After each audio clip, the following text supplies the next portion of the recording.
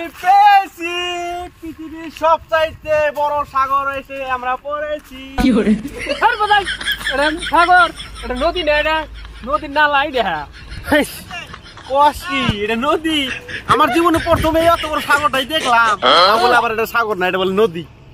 একটা থইলো খালি লন্ডনে তুমি নদী আর নালা কি দিছে বাবা? তুমি ওই নালা রেখো ওই সাগর।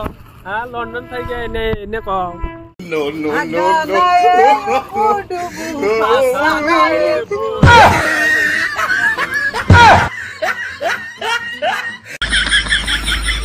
বাপ তুই বাপ, এত বড় জাহাজ, এত বড় জাহাজ আমি জীবনে প্রথম দেখলাম। হাই রে হা, এই জাহাজের মধ্যে উঠাইলে আমি কত শান্তি পাইতাম। তোর বোধাই এটা কি জাহাজ? এটা হলেন ছোট নদীর, এটা হলেন বইডা বইডা। দেখি আসবো বসি কিরকম লাগে জাহাজটা। জাহাজ এত বড় জাহাজ কোনোদিন তো উঠি না।